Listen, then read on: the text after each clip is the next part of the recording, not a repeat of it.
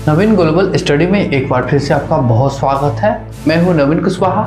जीवनी के सेशन में आपको सीधे लिए चलता हूं और जानते हैं कि बाबा गुरदीप सिंह सरहाली जी का जीवन परिचय कैसा था।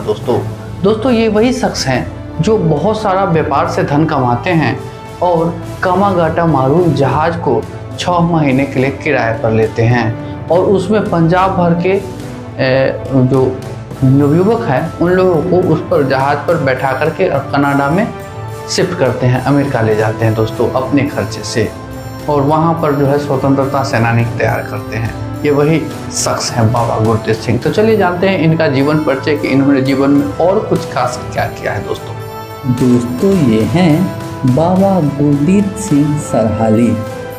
दोस्तों बाबा गुरदीप सिंह सरहाली उस महान आत्मा का जन्म सन 1860 ईस्वी में अमृतसर के पास सरहाली गांव में हुआ था।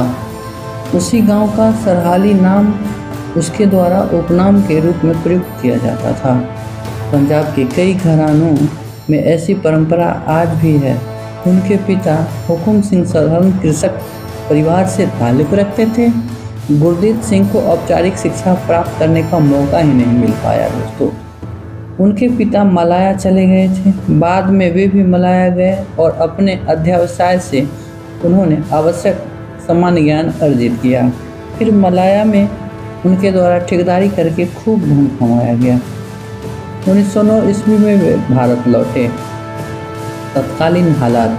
दोस्तों उस समय भारत में लोगों से बेगारी करवाई जाती थी, अर्थात बिना पैसा का कार्य करवाया जाता था। रोजगार के अवसर नहीं थे। उन्हें यहाँ की सरकारी नीतियों का विरोध किया। फिर निराश होकर उन्होंने सोचा कि कुछ पंजाबी लोगों को कनाडा ले जाया जाए, वहाँ उनको रोजगार पाने के बेहतर अवसर थे। उधर कनाडा सरकार के आवर्जन विभाग के चंद लोग हिंदुस्तानियों को कनाडा आने से रोकना चाहते थे। उनमें एक विधायक H. स्टीवंस, आवर्जन एजेंट रीड, गुप्तचर विभाग का एक निरीक्षक हॉपकिंसन शरीक थे। कनाडा की हुकूमत ने एक कानून बना दिया था कि शंघाई और सिंगापुर से आने वाले भारतीय कनाडा में प्रवेश नहीं कर सकेंगे। कामागाटा मारू। दोस्तों यह उस जहाज का नाम है जो बाबा गुरदीप सिंह ने किराए पर लिया था। दरअसल उस समय भारत में ऐसा कोई जहाज नहीं था जो सीधे कनाडा जाता हो। कनाडा जाने के लिए उन्हें आगे जहाज बदलने पड़ते थे। हांगकांग से कामागाटा मारू नामक इस जहाज को जापानी कंपनी से 6 माह के लिए किराए पर लिया गया था। इस जहाज पर 351 सिख और 21 मुस्लिम मुसाफिर सवार थे। यह जहाज 4 अप्रैल 1914 को हांगकांग से चला व 23 मई 1914 को कनाडा के बंदरगाह वैंकूवर जा पहुंचा। बाबा गुरदीप सिंह और उसके साथियों का मानना था कि जब उन्होंने संपूर्ण जहाज ही किराए पर लिया हुआ है, तब यह नहीं माना जा सकता कि वह दुनिया भर के भारतीयों को एकत्र करके कनाडा लाया है, इसलिए उन्हें कनाडा में उतरने में कोई परेशानी न होगी। किंतु वैंकूवर पहुंचने पर उम्मीद के बरखिलाफ जहाज को बंदरगाह पर नहीं लगने दिया गया, लिहाजा 15 दिन तक जहाज समुद्र में ही खड़ा रहा। मुकदमे का नाटक। दोस्तों जहाज के मुसाफिरों के खिलाफ मुकदमा चलाया गया। उनके वकील मिस्टर बर्ड को उनसे मिलने की इजाज़त तक नहीं दी गई। मुकदमे का फैसला मुसाफिरों के खिलाफ गया। जहाज की किराया अवधि भी गुजर रही थी, इस कारण भी जहाज का शीघ्र लौटना जरूरी था। जहाज पर भोज्य पदार्थ व पेयजल भी समाप्त हो रहा था।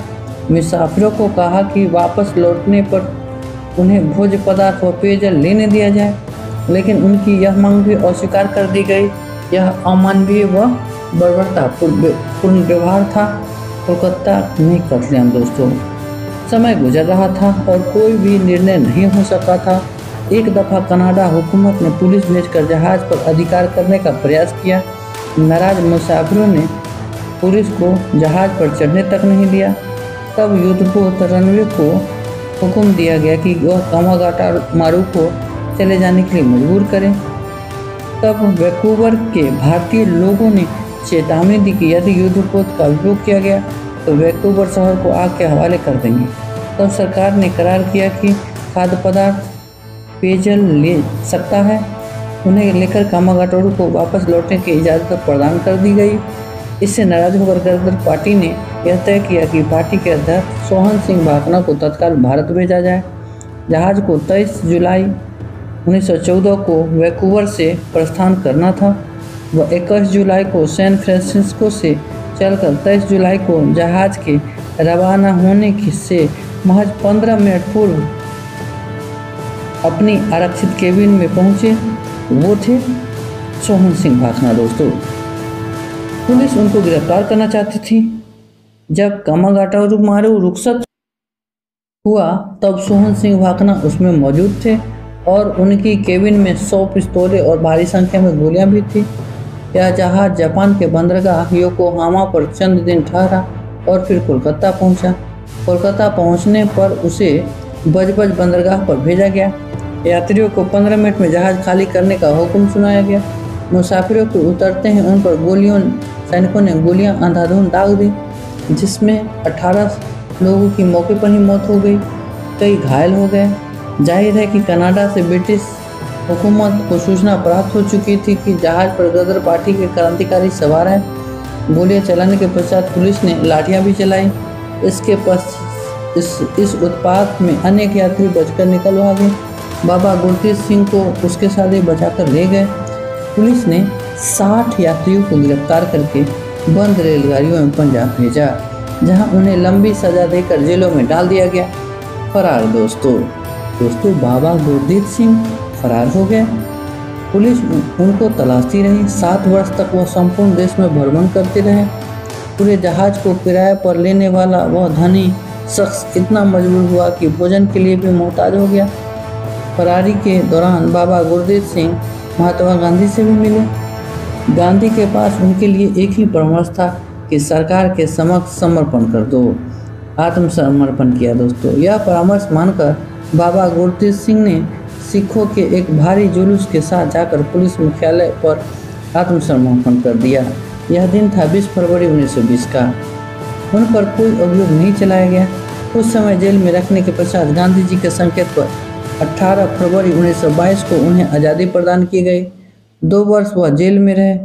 उन कष्टों को आसानी से कल्पना की जा सकती है जिन्हें 7 वर्ष तक झेलने के पश्चात बाबा गुरतेज सिंह को आत्मसमर्पण को मजबूर होना पड़ा।